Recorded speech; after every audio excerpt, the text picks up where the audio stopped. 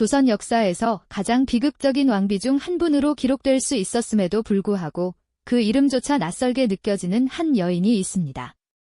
그녀는 과연 누구였을까요? 왜 우리는 그녀의 존재를 까맣게 잊고 지냈던 것일까요? 왕위를 둘러싼 피비린내 나는 권력 다툼 속에서 한 송이 꽃처럼 나약했던 그녀의 삶이 어떻게 산산조각 났는지, 그리고 그녀가 감내해야 했던 고통의 깊이가 얼마나 아득했는지, 그저 단순한 역사적 사실을 넘어선 인간적인 비극을 생생하게 경험하시게 될 겁니다. 역사 속에서 철저히 지워졌던 한 여인의 이야기를 통해 우리가 잊어서는 안 될 인간적인 존엄과 비극의 의미를 함께 되새겨보는 시간을 가져보시죠. 자, 그럼 이제 그녀의 이야기, 정순왕후 송씨의 삶 속으로 함께 들어가 볼까요?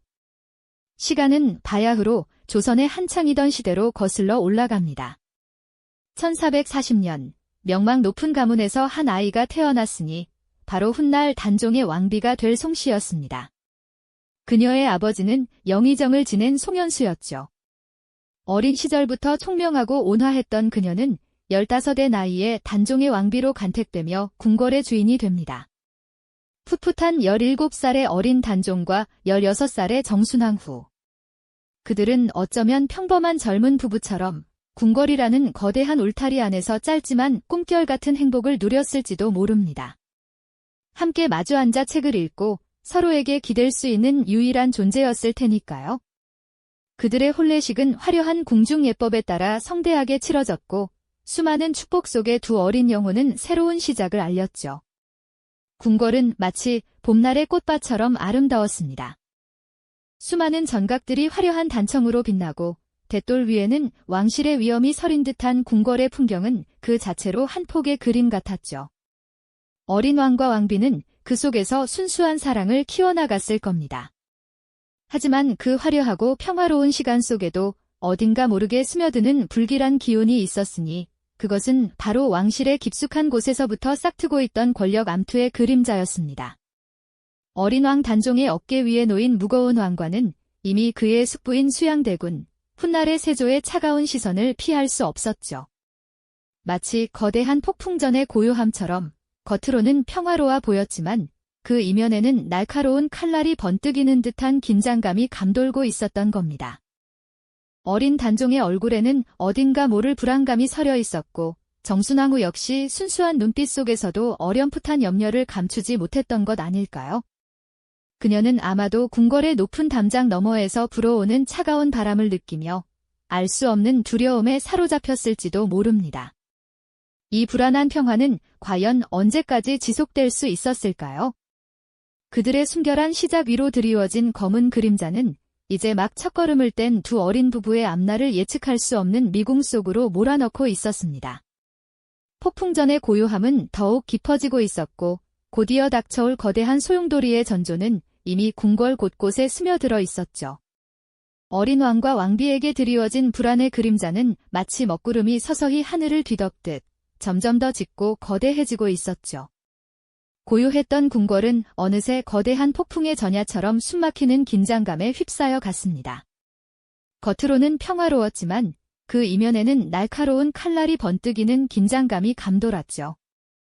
그 차가운 기온의 중심에는 숙부 수양대군, 훗날의 세조가 있었습니다. 그는 조카인 어린 단종을 보위하는 대신 자신의 야망을 향해 거침없이 나아가고 있었죠. 그의 눈빛 속에는 이미 왕좌를 향한 뜨거운 욕망이 이글거리고 있었습니다. 단종을 지키려던 영의정 황보인과 좌의정 김종서 같은 충신들은 그의 앞길을 가로막는 커다란 바위와 같았죠. 수양대군은 이들을 제거하기 위한 무시무시한 계획을 이미 오래전부터 준비하고 있었습니다. 그리고 마침내 1453년 음력 10월, 그 피비린내 나는 폭풍이 궁궐을 덮쳤죠. 우리는 이 사건을 계유정난이라고 부릅니다. 한밤중에 벌어진 이 잔혹한 숙청은 어린 단종과 정순왕후의 모든 평화를 한순간에 산산조각 냈을 겁니다. 깊은 밤, 궁궐의 고요는 날카로운 비명과 칼날 소리로 처참하게 깨어졌습니다. 충성스러운 신하들의 피가 차가운 바닥을 적셨고 죽음의 그림자가 모든 전각을 집어삼키는 듯했죠. 단종은 그 모든 상황을 그저 망연자실하게 지켜볼 수밖에 없었을 테고요. 아직 어린 왕은 이 잔혹한 현실 앞에서 속수무책이었을 겁니다. 자신의 손발 같던 신하들이 눈앞에서 쓰러져가는 모습을 보며 얼마나 큰 충격과 공포에 휩싸였을까요? 그의 작은 어깨 위 왕관은 이제 영광이 아닌 무거운 족쇄처럼 느껴졌을 겁니다. 그저 눈물 흘리는 것 외엔 아무것도 할 수 없었겠죠. 정순왕후 역시 마찬가지였습니다. 순진무구했던 그녀의 눈빛은 공포와 절망으로 가득 찼을 겁니다. 사랑하는 남편, 어린 왕 단종이 위태로운 상황에 처한 것을 보면서도 왕비로서 아무것도 할 수 없는 자신의 무력감에 얼마나 사무쳤을까요? 궁궐은 더 이상 따뜻한 보금자리가 아니었습니다. 마치 거대한 짐승의 입처럼 모든 것을 집어삼키려 드는 차갑고 무시무시한 공간으로 변해버린 거죠. 그녀는 아마도 밤마다 잠 못 이루며 알 수 없는 공포에 떨었을 겁니다. 침소에 홀로 앉아 멀리서 들려오는 비명과 발걸음 소리에 귀 기울이며 다음 비극을 두려워했을지도 모르죠. 수양대군의 위압적인 존재감은 궁궐 전체를 짓눌렀습니다. 그의 서슬퍼런 칼날을 피할 수 있는 이는 아무도 없었죠. 왕실의 어른으로서 단종을 보호해야 할 숙부가 오히려 가장 큰 위협이 된 아이러니한 상황은 실로 비극적이었죠. 조정은 피바람 속에 완전히 재편되었습니다.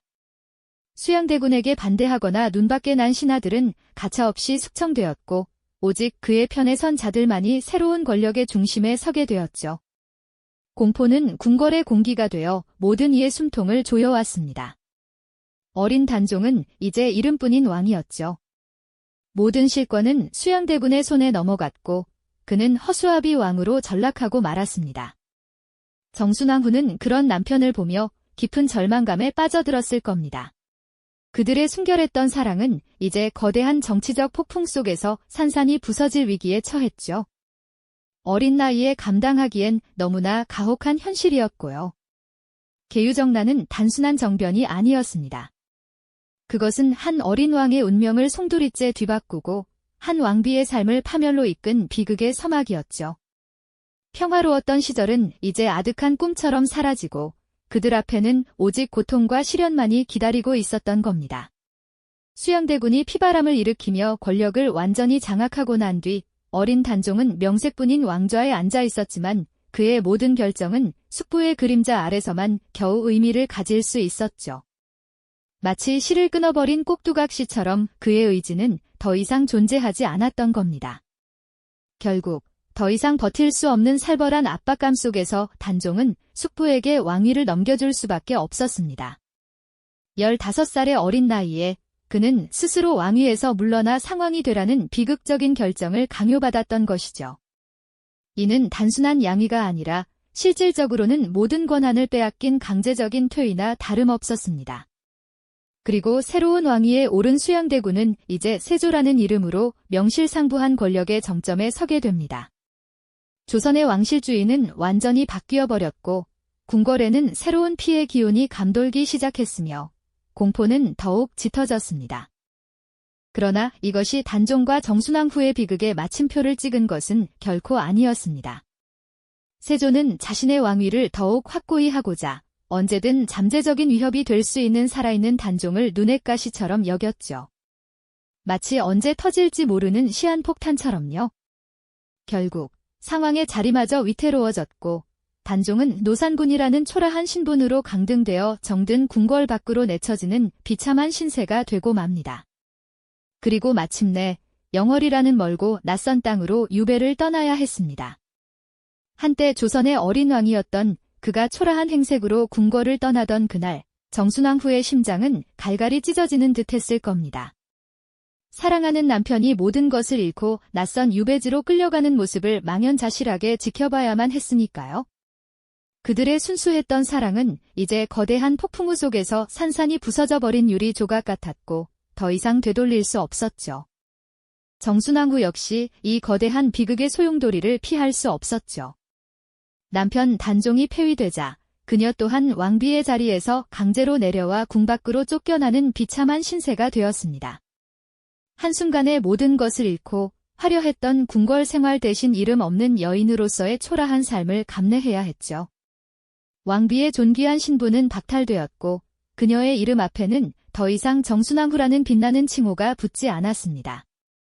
사랑하는 남편과의 강제적인 이별은 그녀의 삶을 더욱 깊은 나락으로 밀어넣었습니다. 궁궐문을 나서는 그녀의 뒷모습은 얼마나 처량했을까요?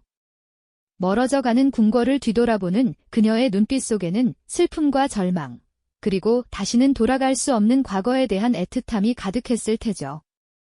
마치 꿈 같았던 지난날을 아쉬워하듯이 그녀의 마음은 걷잡을 수 없이 아팠을 겁니다. 그녀는 동대문 박작은 초가집에서 멀리 영월로 유배간 남편의 소식을 애타게 기다리며 하루하루를 고통 속에 버텨냈습니다. 어쩌면 마음 한구석에는 작은 희망이라도 품고 있었을지 모릅니다. 언젠가 다시 남편을 만날 수 있을 것이라는 아주 희미하고 가냘픈 기대 말이죠. 마치 어둠 속 한 줄기 빛처럼요. 하지만 그 마지막 희망마저 산산이 부서지고 많은 비극적인 소식이 전해집니다. 영월로 유배 갔던 단종이 세상을 떠났다는 마치 마른 하늘의 날벼락처럼 정순왕후의 가슴에 꽂히는 청천벽력 같은 소식이었죠. 그 소식을 들은 그녀는 믿을 수 없다는 듯 절규했을 겁니다. 사랑하는 남편의 비극적인 죽음 앞에서 그녀의 삶은 더 이상 어떤 의미도 어떤 희망도 찾을 수 없게 되어버렸습니다. 모든 것이 끝난 것이었죠. 모든 것을 잃었습니다. 존경했던 지아비도, 왕비의 존귀한 자리도, 심지어 미래에 대한 작은 희망마저도 송두리째 빼앗기고 말았죠. 한때 조선의 왕비로서 누렸던 모든 영광과 행복은 한순간에 신기루처럼 사라져버렸고 그녀에게 남은 것은 오직 깊이를 가늠할 수 없는 비통함과 끝없는 절망뿐이었습니다.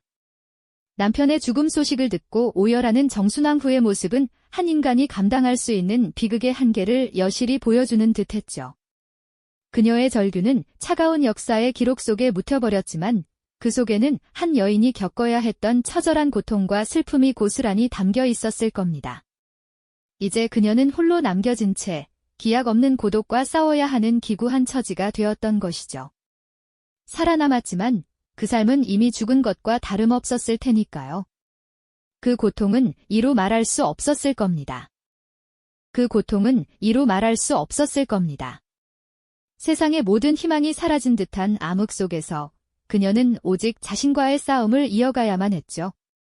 젊은 나이에 모든 것을 잃고 홀로 남겨진 정순왕후 송씨에게 살아남는다는 것은 어쩌면 죽음보다 더 잔인한 형벌이었을지도 모릅니다. 차가운 궁궐의 담장을 뒤로하고 그녀는 이름 없는 백성처럼 초라한 삶을 시작해야만 했으니까요. 왕비의 존귀한 신분은 사라지고 그녀는 그저 한 명의 평범한 여인, 아니 어쩌면 그보다 더 비참한 존재로 살아가야 했습니다. 기록에 따르면 그녀는 동대문 박작은 초가집에서 남은 생을 보냈다고 하죠. 화려했던 궁궐의 삶은 온데간데없고 누추한 옷차림으로 끼니를 잇는 평범한 노파의 모습으로 그녀는 매일을 권력의 비정함과 시간의 무상함 속에서 견뎌내야만 했습니다. 상상조차 하기 힘든 고독과 비애가 그녀의 삶을 지배했을 겁니다. 수십 년이라는 긴 세월이 마치 한순간처럼 흘러갔을까요? 아니요. 정순왕후에게는 단 하루하루가 영원과도 같은 고통의 연속이었을 겁니다. 젊은 날의 순수했던 꿈과 사랑은 잔인한 현실 앞에서 산산조각 났고 남편 단종의 비극적인 죽음은 그녀의 영혼에 깊은 상흔을 남겼으니까요. 그녀는 매일 밤 꿈속에서 단종을 그리워하며 차가운 눈물로 베갯니들 적셨을지도 모릅니다. 조선의 역사는 그녀의 존재를 마치 없었던 일처럼 지워버리려 애썼습니다. 왕비의 이름도 그 슬픔 가득한 삶의 흔적도 그저 흐릿한 그림자처럼 사라져가는 듯했죠. 의도적인 망각 속에서 그녀는 철저히 잊혀진 존재가 되어갔습니다. 권력의 칼날 아래 희생된 수많은 이들처럼 그녀의 이야기도 역사의 뒤편으로 조용히 사라질 운명이었던 걸까요? 하지만 역사는 때로 잊힌 이름을 다시 불러내기도 합니다. 세월이 한참 흐른 뒤 영조 임금의 시대에 이르러서야 비로소 정순왕후 송씨의 비극적인 삶은 세상에 다시 조명될 기회를 얻게 되죠. 폐위되었던 그녀의 지위는 복권되고 잃었던 왕비의 존호를 되찾으며 그녀의 이름은 다시금 역사의 정당한 한 페이지에 새겨지게 됩니다. 끔찍한 비극 속에서 잊혀졌던 한 여인의 삶이 수많은 시간을 넘어 뒤늦게나마 빛을 보게 된 겁니다. 이는 단순한 명예 회복을 넘어 한 인간의 존엄성이 얼마나 소중한지, 그리고 권력의 폭풍 속에서 희생된 이들의 고통을 우리가 결코 잊어서는 안 된다는 준엄한 메시지를 우리에게 전해주고 있는 건 아닐까요? 수백 년의 시간을 넘어 그녀의 이야기는 오늘날 우리에게 깊은 연민과 공감을 불러일으키고 있는 것이죠. 정순왕후 송씨의 삶은 비록 비극으로 점철되었지만 그 속에서 우리는 인간적인 강인함과 역사의 진실이 얼마나 중요한지를 다시금 깨닫게 됩니다. 그녀의 이야기는 우리에게 질문을 던집니다. 역사는 무엇을 기억해야 하고 무엇을 잊지 말아야 하는가 하고 말이죠. 잊혀진 존재들의 목소리에 귀 기울이는 것은 과거의 상처를 치유하고 더 나은 미래를 만들어가는 데 중요한 의미가 있을 겁니다. 권력의 희생양이 되었던 한 여인의 삶을 통해 우리는 인간적인 존엄성과 역사의 무게를 다시 한번 되새기게 됩니다. 그렇다면 이토록 가혹한 운명의 소용돌이 속에서 모든 것을 잃어버린 그녀는 과연 어떤 삶을 살았을까요? 우리는 흔히 비극적인 순간만을 기억하지만 그 이후의 긴 시간은 또 다른 형태의 고통과 인내로 채워지곤 하죠. 정순왕후 송씨의 삶이 바로 그러했습니다.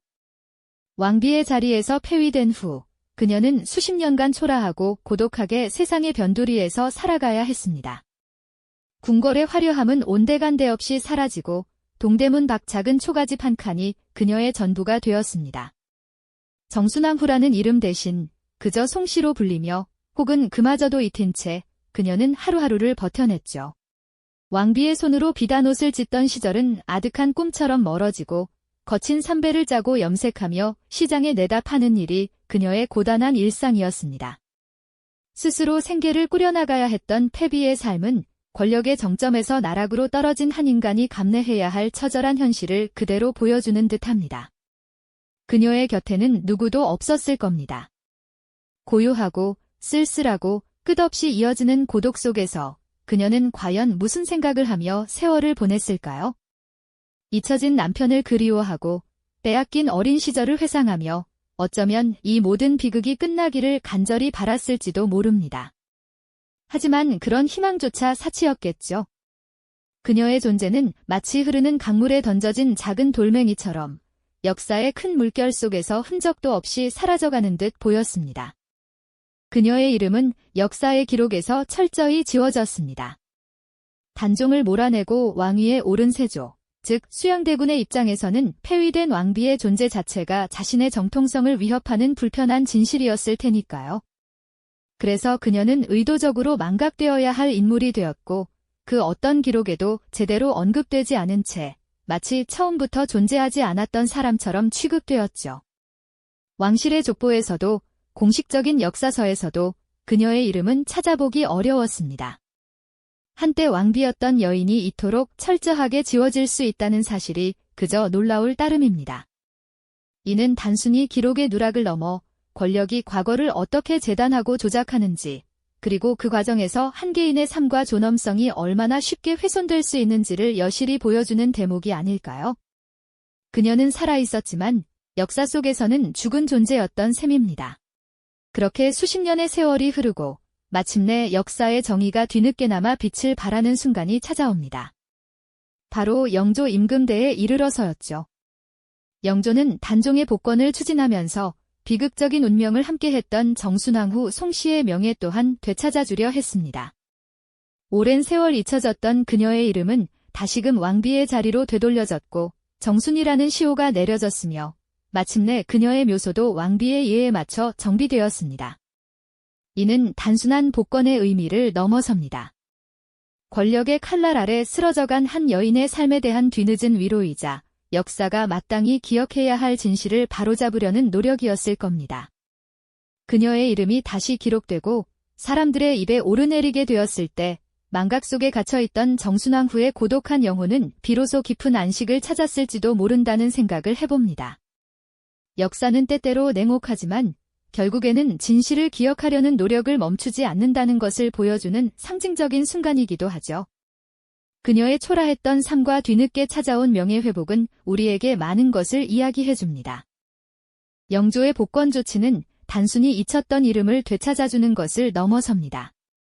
그것은 마치 차가운 강물 속에 잠겨있던 진실이 오랜 세월 끝에 비로소 수면 위로 떠오른 것과 같았죠. 한 여인의 존엄성이 짓밟히고 존재 자체가 지워지려 했던 비극적인 역사를 되짚어보며 우리는 권력의 잔혹한 칼날이 한 인간의 삶을 어떻게 송두리째 파괴할 수 있었는지 다시금 깨닫게 됩니다. 그녀의 생애는 마치 거대한 폭풍우에 휩쓸린 작은 돛단배와 같았습니다. 예측할 수 없는 권력 다툼의 거친 파도 속에서 그녀는 그저 버텨내야만 했죠. 어린 시절의 순수한 꿈과 행복은 권력의 광풍 앞에 잔인하게 꺾였고 사랑하는 남편과의 강제적인 이별은 그녀에게 영원한 고통과 깊은 상처로 남았을 겁니다. 정순왕후 송씨의 이야기는 단순한 왕실의 비사가 아닙니다. 이는 권력의 속성과 그 아래 희생되는 개인의 존엄성에 대한 깊은 질문을 우리에게 던져줍니다. 역사의 거대한 흐름 속에서 그녀는 마치 흔적조차 남기지 않고 사라져버린 듯 보였지만 진실과 기억은 결코 지워지지 않는 법이죠. 오랜 시간 동안 어둠 속에 갇혀있던 그녀의 존재는 결국 수많은 이들의 기억과 후대의 노력으로 마침내 빛을 되찾았습니다. 우리가 정순왕후의 삶을 돌아보는 것은 단순히 지나간 역사의 한 페이지를 읽고 덮어버리는 행위를 넘어섭니다. 그것은 우리가 결코 잊어서는 안 될 인간적인 비극과 그 속에서도 꺾이지 않는 존엄의 가치를 되새기는 과정이라고 할 수 있습니다. 그녀의 이야기는 우리에게 질문합니다. 과연 권력이란 무엇이며 그 권력이 한 인간의 삶을 어디까지 침범할 수 있는 것일까요? 그리고 우리는 무엇을 기억하고 무엇을 망각해야 할까요? 정순왕후는 스스로의 의지로는 아무것도 할 수 없는 무력한 존재였을지도 모릅니다. 하지만 그녀가 감내해야 했던 고통과 슬픔은 결코 작지 않았습니다. 사랑하는 사람을 잃고 모든 것을 빼앗긴 채 쓸쓸히 살아갔던 그녀의 시간들은 지금 이 순간을 살아가는 우리에게도 깊은 울림을 전해주고 있습니다. 마치 바람에 흔들리는 작은 풀잎처럼 위태로웠던 그녀의 삶은 역사의 모진 풍파 속에서도 강인한 생명력으로 거친 시대를 견뎌낸 흔적처럼 느껴지기도 합니다. 역사는 승리한 자들의 기록으로 채워지기 마련입니다. 그러나 때로는 그 기록 속에 가려진 혹은 의도적으로 지워진 이들의 이야기가 더욱 큰 의미를 가질 때가 있습니다. 정순왕후 송씨의 삶이 바로 그런 경우일 겁니다. 그녀의 이름이 다시 불리고 그녀의 비극적인 운명이 재조명될 때 우리는 단순한 역사의 복원을 넘어 시대를 관통하는 인간적인 연민과 공감을 느끼게 됩니다. 마치 잊혀진 옛 친구의 이름을 오랜만에 부르는 것처럼 그녀의 이름이 다시 불릴 때 우리의 마음속에는 애틋한 그리움과 깊은 여운이 남겨지는 것을 느끼게 됩니다. 한때는 모든 것을 가졌으나 한순간에 모든 것을 잃고 가장 낮은 곳으로 내쳐졌던 한 여인의 고독한 여정은 우리에게 인간 존재의 근원적인 슬픔과 동시에 그럼에도 불구하고 삶을 지탱해 나가는 강인함을 동시에 보여주는 것만 같습니다.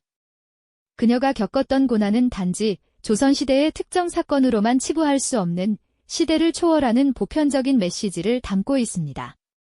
무자비한 권력 앞에서 개인이 얼마나 무력해질 수 있는지, 그리고 그 무력감 속에서도 삶을 이어가야 하는 인간의 고독한 투쟁을 우리는 그녀를 통해 보게 되죠. 그녀의 이야기는 우리에게 과거의 아픔을 기억하고 현재의 가치를 되새기며 미래의 방향을 모색하는 중요한 거울이 되어줍니다. 잊혀졌던 이름 하나가 되찾아짐으로써 우리는 과거와 현재, 그리고 미래를 잇는 끈을 다시금 발견하게 되는 것이 아닐까요? 그녀의 삶은 비록 비극으로 점철되었지만 그 비극을 통해 우리가 얻을 수 있는 깨달음과 성찰은 결코 작지 않다는 것을 말해주는 듯합니다. 그녀의 비극적인 삶은 마치 거울처럼 우리에게 인간의 나약함과 존엄성을 동시에 비춰주는 듯합니다. 하지만 그녀의 이야기는 단종의 죽음과 함께 완전히 끝나버린 것이 아니었죠. 오히려 그 순간부터 그녀는 어둠 속에서 홀로 긴 세월을 버텨내야 하는 또 다른 비극의 서막을 열게 됩니다. 왕비의 자리에서 폐위되어 궁궐을 떠난 정순왕후 송씨는 이제 더 이상 왕실의 일원이 아니었습니다. 그녀의 존재는 마치 흔적조차 남기지 않고 사라져야 할 것처럼 철저히 외면되고 지워져 갔죠. 한때 조선의 국모였던 그녀는 이제 동대문 박작은 초가집에서 세상의 시선으로부터 철저히 단절된 채 숨죽이듯 고독한 세월을 보내야만 했습니다. 상상해보세요. 화려한 궁궐의 삶에서 하루아침에 모든 것을 잃고 작은 초가집에서 홀로 남겨진 여인의 심정은 어떠했을까요? 그녀의 주변을 맴도는 것은 오직 과거의 그림자와 남편 단종에 대한 사무치는 그리움뿐이었을 겁니다. 그녀는 그곳에서 자줏빛 치마를 염색하며 생계를 이어갔다고 전해지죠. 어쩌면 그 염색 작업은 끓어오르는 슬픔과 분노를 다른 곳으로 돌리려는 그녀만의 처절한 몸부림이었을지도 모릅니다. 물감에 손을 담그며 그녀는 과연 어떤 생각을 했을까요? 그녀의 삶은 역사 속에서 의도적으로 지워졌습니다. 공식적인 기록 어디에도 그녀의 이름은 찾아보기 어려웠고 사람들은 감히 그녀를 언급조차 할 수 없었죠. 마치 존재하지 않았던 사람처럼 그녀는 그렇게 망각의 늪 속으로 밀려 들어갔습니다. 하지만 그녀는 살아있었습니다. 비록 세상이 그녀의 존재를 부정하려 했지만 그녀는 매일 아침 눈을 뜨고 매일 밤 잠자리에 들며 숨 쉬는 것 자체가 고통인 시간을 견뎌냈습니다. 그녀가 살았던 동대문 밖 작은 마을의 이름은 동망봉이라 불렸다고 하죠. 동쪽을 바라보는 봉우리라는 뜻인데 이는 그녀가 매일 동쪽 영월 땅에 유배된 남편 단종을 그리워하며 바라보던 곳이었기 때문입니다. 그 이름 하나만으로도 그녀의 사무치는 그리움이 얼마나 깊었는지 짐작할 수 있습니다. 수십 년에 걸친 고독한 세월 속에서 그녀는 묵묵히 자신의 운명을 감내했습니다. 왕비로서 누려야 할 모든 명예와 권리는 박탈당했고 그녀를 기억하는 이들조차 조심스러워하며 숨죽여야 했습니다. 하지만 시간은 흘러갔고 역사의 물줄기는 언젠가 진실을 드러내는 법이죠. 오랜 시간이 지난 후 마침내 영조대에 이르러 그녀의 비극적인 삶은 재조명되기 시작합니다. 영조는 단종의 복권을 추진하면서 그의 왕비였던 정순왕후 송씨의 명예 또한 되찾아주려 노력했습니다. 이는 단순한 복권의 의미를 넘어 한 인간의 존엄성을 되돌려주는 숭고한 행위였을 겁니다. 그녀의 이름은 다시금 역사의 기록 속에 새겨졌고 비로소 그녀는 잊혀졌던 왕비가 아닌 비극적인 운명을 꿋꿋이 이겨낸 한 여인으로 기억될 수 있는 기회를 얻게 됩니다. 그녀의 삶이 뒤늦게나마 세상의 빛을 보게 된 것은 망각 속으로 사라진 수많은 이름들에게 보내는 작은 위로이자 역사가 지닌 치유의 힘을 보여주는 상징적인 순간이 아닐까요? 그녀가 초가집에서 홀로 지냈던 쓸쓸한 제사상, 남편을 향한 묵묵한 그리움은 이제 온전한 의미를 되찾게 됩니다. 비록 그녀의 삶은 고통과 슬픔으로 점철되었지만 그 속에서도 꺾이지 않았던 인간적인 의지와 마침내 뒤늦게나마 찾아온 명예회복은 우리에게 깊은 연민과 함께 잔잔한 감동을 선사해줍니다. 그녀의 이야기는 그저 옛날 이야기가 아니라 시대를 초월하여 인간의 존엄성과 역사의 정의에 대해 끊임없이 질문을 던지는 소중한 가르침으로 남아있습니다. 그녀의 이야기는 그저 흘러간 옛날 이야기가 아니라 시대를 초월하여 인간의 존엄성과 역사의 정의에 대해 끊임없이 질문을 던지는 소중한 가르침으로 우리 곁에 남아있습니다. 이제 우리는 그 가르침의 마지막 장을 함께 펼쳐보려 합니다. 궁궐의 화려한 단청 아래 머물던 왕비의 삶은 이제 동대문 밖 한적한 마을의 작은 초가집 속으로 쓰러져 갔습니다. 그녀는 더 이상 왕의 여인이 아닌 그저 송씨 부인으로 불리며 평범한 백성들 틈에 섞여 살아가야 했죠. 세월의 흐름 속에서도 그녀의 마음 속에는 오직 남편 단종을 향한 묵묵한 그리움만이 가득했을 겁니다. 밤늦도록 등잔불 아래 홀로 앉아 사라진 왕의 그림자를 쫓으며 얼마나 많은 눈물을 흘렸을까요? 낡은 제사상 위 소박한 음식들을 올리며 남편의 넋을 위로하는 그녀의 모습은 권력의 무상함과 한 여인의 절절한 사랑을 동시에 보여주는 비극적인 장면이었을 겁니다. 세상은 그녀의 존재를 의도적으로 지워냈습니다. 승자의 역사 속에서 패자의 이름은 허락되지 않았던 것이죠. 마치 거대한 파도가 해변의 작은 발자국을 지우듯 그녀의 흔적은 그렇게 희미해져 갔습니다. 하지만 시간은 모든 것을 밝혀주는 법, 아무리 깊이 묻으려 해도 진실은 언젠가 드러나기 마련이죠. 정순왕후 송씨의 삶은 수십 년간 고독과 쓸쓸함 속에 묻혀 있었지만 마침내 오랜 세월이 흘러 영조대에 이르러서야 비로소 그녀의 명예는 회복되기 시작했습니다. 역사의 기록 속에서 그녀의 이름이 다시 새겨지고 잊혔던 비극적인 삶이 재조명되는 순간이었죠. 이는 단순한 복원이 아니었습니다. 한 인간의 존엄성을 되찾아주는 너무나도 값진 치유의 과정이었죠. 폐위된 왕비로서 홀로 겪었던 그 모든 고통과 슬픔이 뒤늦게나마 세상의 인정을 받게 된 것입니다. 동대문 밖 초라한 초가집에서 홀로 지냈던 쓸쓸한 제사상, 남편을 향한 묵묵한 그리움은 이제 온전한 의미를 되찾게 됩니다. 비록 그녀의 삶은 고통과 슬픔으로 점철되었지만 그 속에서도 꺾이지 않았던 인간적인 의지와 마침내 뒤늦게나마 찾아온 명예회복은 우리에게 깊은 연민과 함께 잔잔한 감동을 선사해줍니다. 역사의 기록 속에서 그녀의 이름이 다시 새겨지는 순간은 마치 어둠 속에 갇혀있던 한 줄기 빛처럼 오랜 시간 잊혀졌던 그녀의 존재를 세상에 다시금 알리는 울림이 되었을 겁니다.